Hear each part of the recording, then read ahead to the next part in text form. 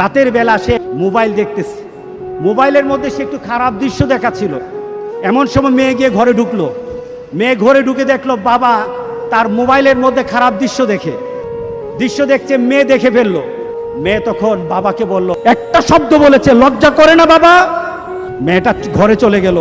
সেই বাবা যন্ত্রণায় ভুগতে আরম্ভ করলো, আরে আমার মেয়ে দেখে ফেললো, আমার মেয়ে কি কথাটা বলেছে, লজ্জা করে না বাবা? সে লোকটা অফিসে চলে গেল, অফিস করতেছে, কিন্তু আর ভালো লাগে না।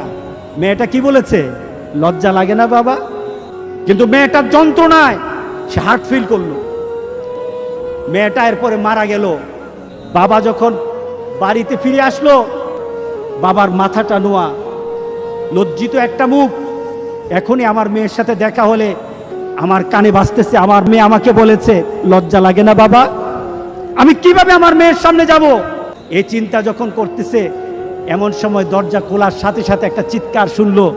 স্ত্রী চিৎকার বলতেছে, আমার মেয়েটা মারা গেছে। বাবার কানে তখন বাজতেছিল রাতের কথা, লজ্জা লাগে না বাবা? তার জানাজার ব্যবস্থা হলো। মেয়েটাকে যখন কবরের মধ্যে দাফন করে দেয়, কবরের মধ্যে রাখা অবস্থায় বাবা চিৎকার করার কথা ছিল, বাবা চিৎকার করে নাই, বাবা হেসে দিয়েছে। তাকে জিজ্ঞাসা করলো, তুমি হাসছো কেন?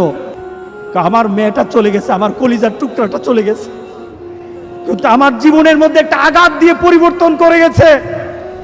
যেই নীতিতে আমি আমার চরিত্রকে নষ্ট করছি, আমার ঈমানকে নষ্ট করে দিতেছি, আমার মেয়েটা হারিয়ে ফেলেছি, কিন্তু আমি আমার আখিরাতকে বুঝে ফেলেছি।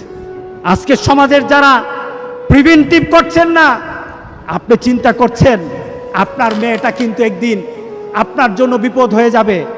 সুতরাং আমরা যদি হতে চাই ভালো একটা বাবা হব, রাজি আছি সবাই?